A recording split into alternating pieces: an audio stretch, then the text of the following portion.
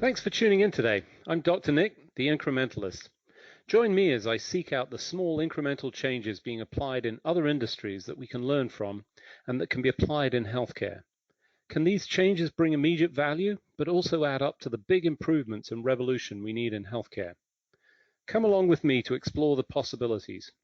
My innovative guests from around the globe have used small incremental improvements to achieve their moonshot. And today, I'm delighted to be joined by Dr. Trevor Cabrera. He's a nomadic pediatrician who has focused on locum tenens over his career. Trevor, thanks for joining me today. Thank you so much for having me. So, as I do always, I think it's really important to set the stage and get the context of your journey to this point. And it's a little bit unusual, but, contains some elements that I think contribute to your direction. Tell us how you got here and a little bit of that story.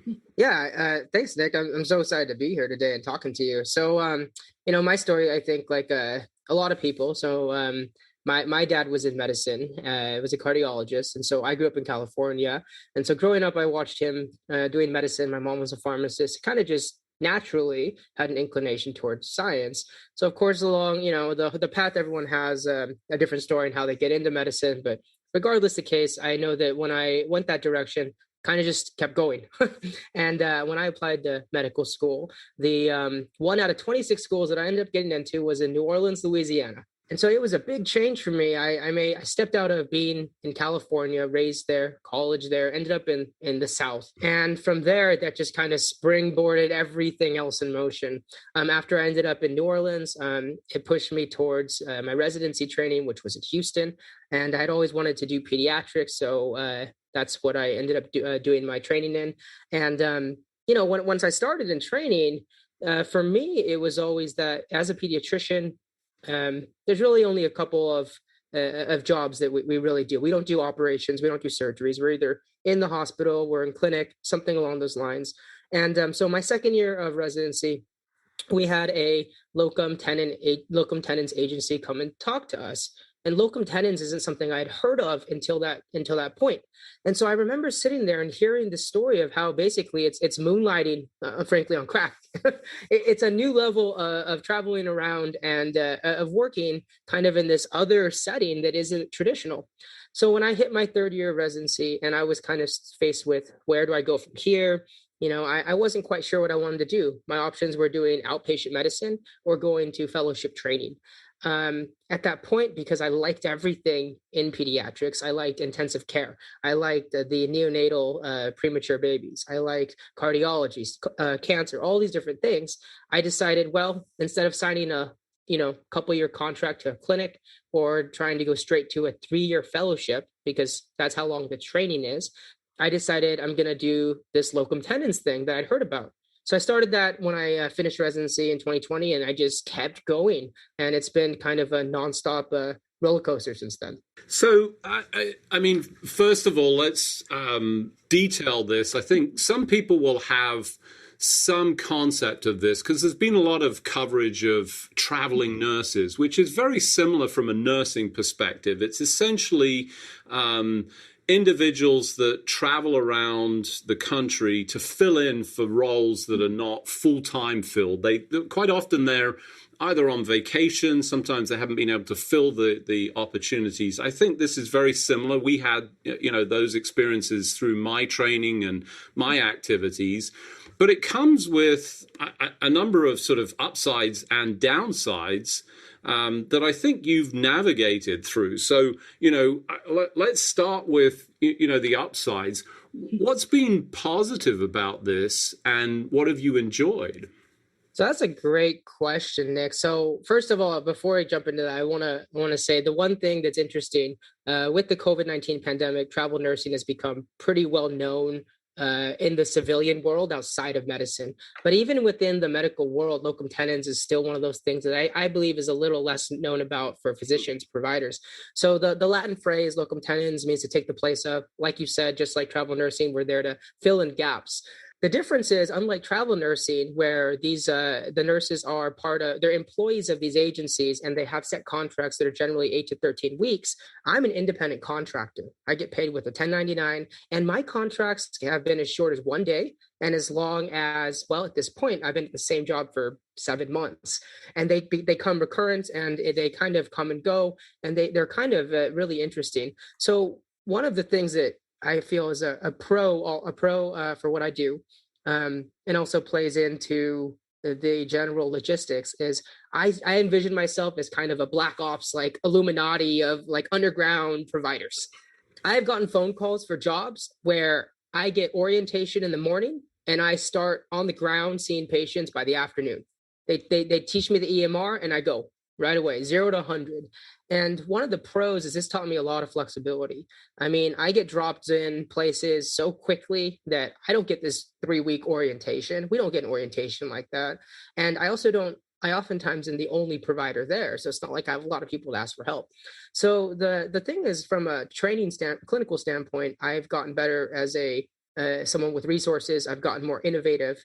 I like to say I've gotten more resourceful with less resources. I have been able to become more flexible. And I've also learned that there's not the right way. There's not just a single right way of doing things.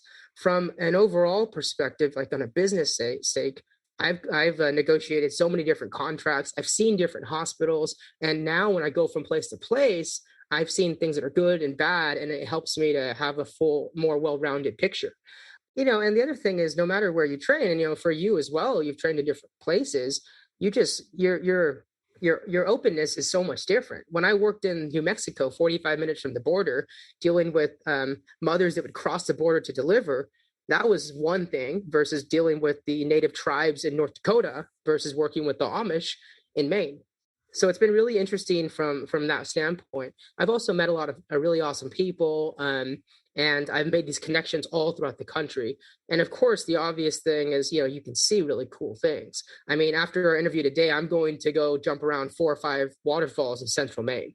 So, those are the pros.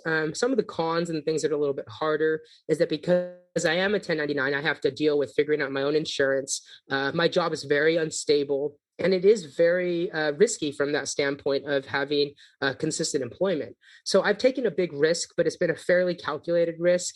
And of course, on the pro side of that, the benefit, I guess, to balance that out is the general compensation is a little bit better, since I'm going to places no one really wants to go, and I'm helping out places where there's really a need. Yeah, so I think there's some great points in there that you've sort of covered around that opportunity for learning. One of the things that I say frequently, I've had a tremendous privilege of traveling the world, and the exposure to other people, other experiences, teaches you so much about humanity, and the fact that in reality we're so similar that this positioning that sees people as very different is just not valid in reality. We all have the same similar drivers.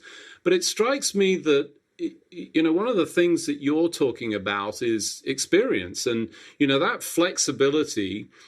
I think probably 3 years ago, people would have said, well, why do you need to care about lack of resources? Although, that certainly existed. I think for the most part, people believed we had, available resources.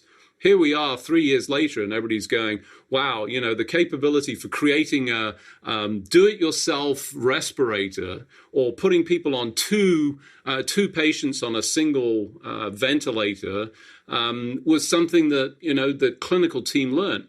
It strikes me you must be just extraordinarily well experienced. Looking back, what occurred through all of that you go, wow, I would never have imagined that I had learned or knew or needed to know that, starting out on this journey? Well, that's a really good question. I think the biggest thing is what I've learned, in training. Most residency trainings in the United States are in big cities. And so you have all the resources there. With COVID-19, we ran into that issue of having not many of those resources in these big cities.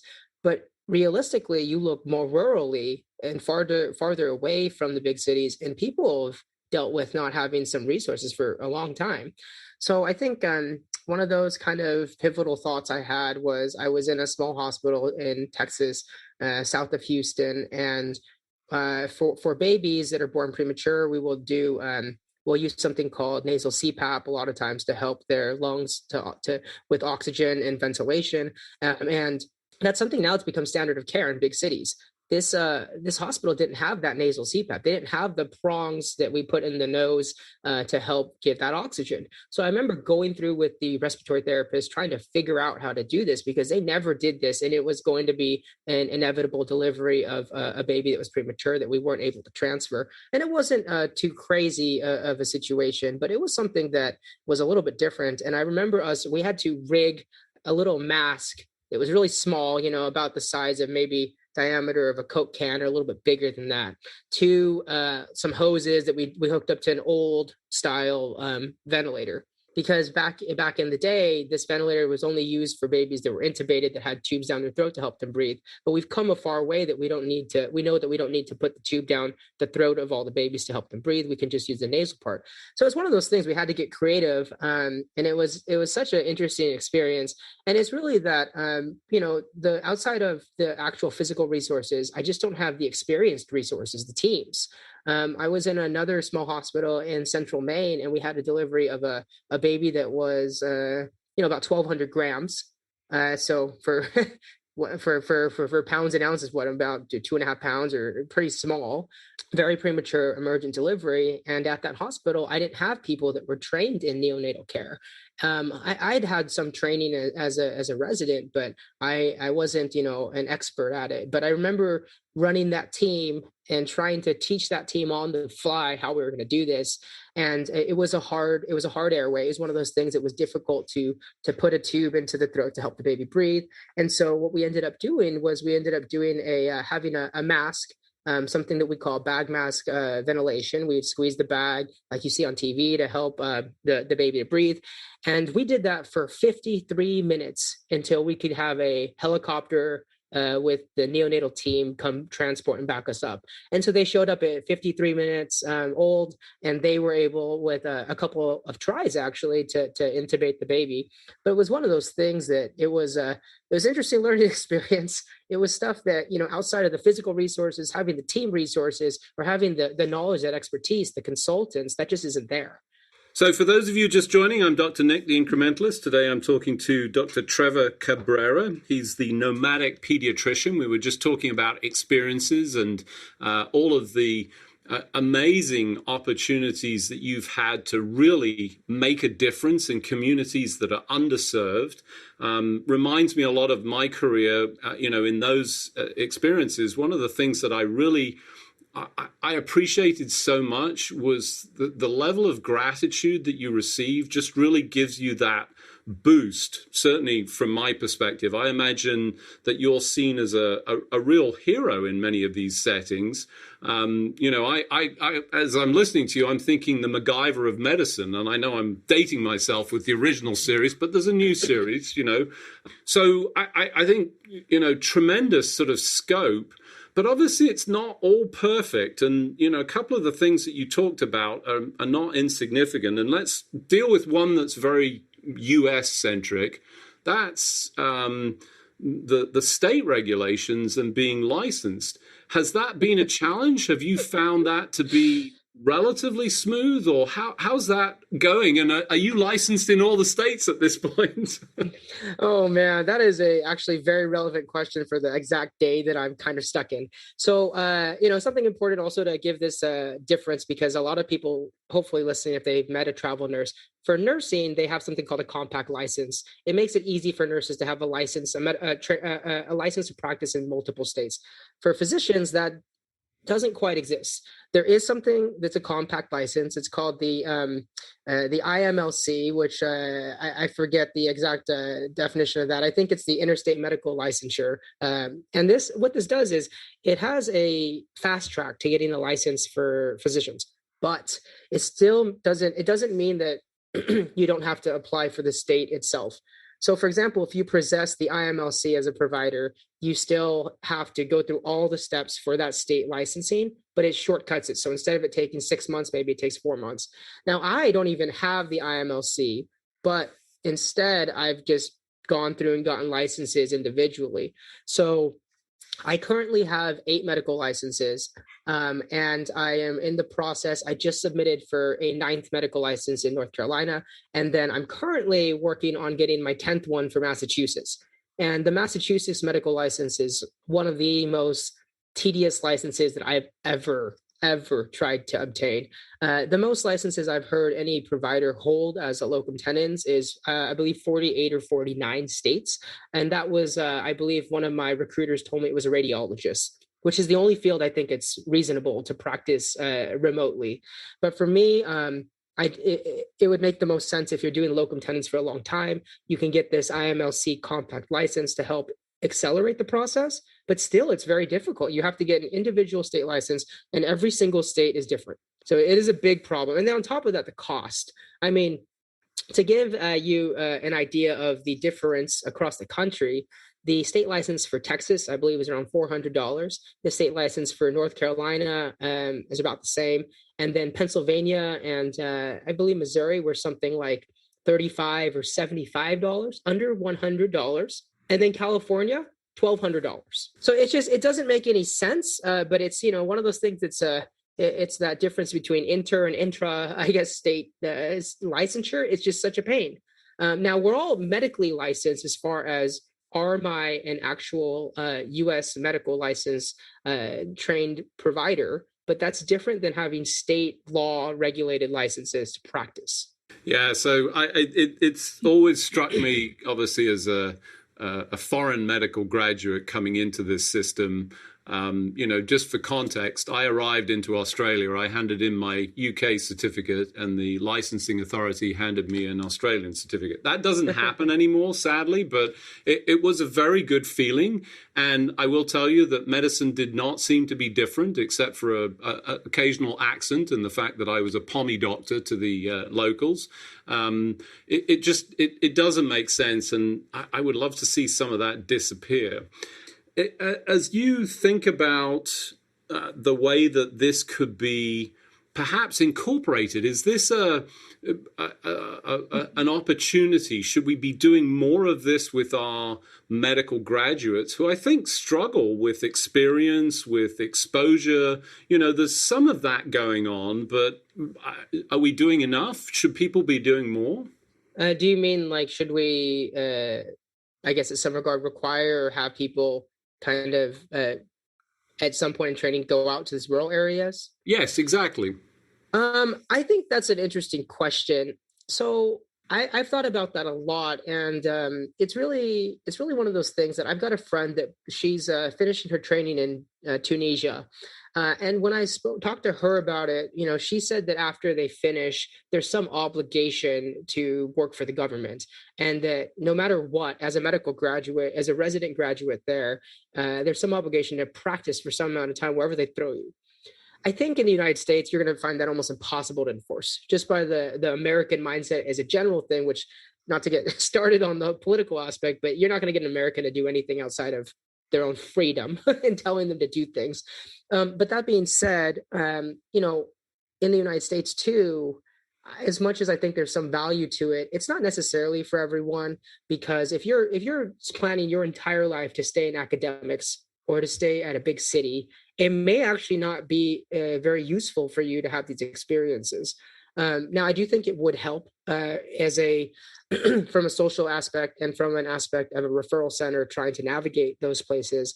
But realistically, somebody that has all resources in a big city isn't going to need necessarily the innovation and that some of those skills that come with being alone out in the country. They're going to need other skills, and they're going to be able to use their resources. So just a quick example of that. I remember I was in a situation where I was trying to figure out if I needed to, excuse me, if it was going to be necessary to order an echocardiogram or an ultrasound of the heart of a baby. At the hospital that I was at, we didn't have that resource. But then when I spoke to one of my directors at another hospital I work at, that's a tertiary care center, she kind of laughed. She said, "Oh, we have that resource overnight. That's not an issue. We could always get it." And so the point being, and this, I think about this a lot. Is it necessary for someone to have that rural training? Not necessarily if you're planning to work somewhere that you're going to need to know how to use the resources. So for my director, she needs to know when and how to easily do the resources at her institution in a big city versus, if you're going to be more rural, you need to learn how to work without them. So I think it's kind of, melding into whatever you're going to do for the rest of your life. Now, I do think, yeah, like I said, just to repeat that, I do think that it gives you a better experience and makes you more well-rounded, but it's kind of questionable if in the long run that's really important. In other words, is it really that important for all medical trainees to in the United States get an undergraduate degree where they have to take an English class or they have to take a sociology class or something that they're never going to use in their life in medicine? I think that's a very good question. It makes you a more narrow person to only do what you practice, but that's your personal decision, and I don't think it necessarily influences everything. I mean, you can make the argument that as a provider outside of the science part of it, that being rural, like you said earlier, you kind of learn we're all human, you learn better patient interaction. But from a technical standpoint, I don't know if that changes practice per se. Yeah, I fully respect, the notion that you can't impose or force a behavior or a requirement. That's, it's the antithesis of sort of American behavior. But I think encouraging and, really pushing, and there is a lot of that with, let's try and get folks out to underserved communities with, right, payoffs for loans and so forth. But, it really sounds like there's more. Unfortunately, we don't have time to dive into the requirement of the additional degree and the extra 4 years of time spent doing all of that, which, questionable in contribution with essentially the whole of the United Kingdom training system is direct entry, which doesn't require any of that. You go straight into medical school. In the closing minutes, tell us the parts of this that really you've struggled with and the parts that you're really excited about. So the parts that it's kind of twofold. I will say I am constantly on the move because I do this full time. Now, I think it's very important for anyone listening to know that a lot of people can do locum tenens in addition to having a full-time job. It's very common for people to work 1 or 2 weeks a month and then do a weekend covering somewhere. But I do it nonstop. I traveled 320 days in 2021. And as of July this year, I've already traveled over 200 days. So for me, part of it is I am constantly, on the grind. I am never truly off because I always am working on getting my next job. It's very unstable. My jobs are only confirmed out to 30 days in advance. And it actually happened where I was set to start a big job in a couple months from now that was going to be around 10 or 11 shifts per month, and it fell through. So there's a lot of job instability if you do it at the level I'm doing it. But on the dividend is if I get that work, it's fairly it pays off in a lot of different ways. I think I would say that's been a big issue. And also navigating, because I'm an independent contractor, the normal things that go with an independent contractor, which is taking care of my own taxes, taking care of my own benefits. And in that regard, going from state to state has a lot of traveling, which I do like, but it makes it hard. So I think those are some of the challenges that I run into, specifically doing what I do. But on the flip side, what I get really excited about is I'm always going to somewhere new and I'm always seeing new things. So it's kind of a balance, and finding that balance is the hardest part of doing it full time and doing it professionally the way I do. Yeah, I think great sort of summarization of the challenge. Even in your title, the Nomadic Pediatrician, there's an element of that sort of brings some uncertainty, but also you never know what the future brings. And, if you don't like where you are, you're in great shape to be able to move on to somewhere else. But that instability must be very challenging. But I think, tremendous opportunity. Unfortunately, as we do each week, we've run out of time. So just remains for me to thank you, Trevor, for joining us and sharing your experiences. Thanks very much. Thank you so much, Nick. And then, of course, for anyone listening, I'm happy to keep sharing my experiences and my travels on my blog, thenomadicpediatrician.com. Thanks for joining me today. Do you have any better ideas, or have you found a small incremental change that's brought about a big improvement in your world? Let's continue the conversation on our hashtag, The Incrementalist, or share with me at DrNick1 on Twitter. You can find more information about the show on our program page at healthcarenowradio.com. And tune in next time to hear my discussions with leaders and innovators from around the globe who've revolutionized their space by using small incremental improvements to achieve their moonshot. I'm Dr. Nick, the Incrementalist, and I'm starting a revolution through evolution.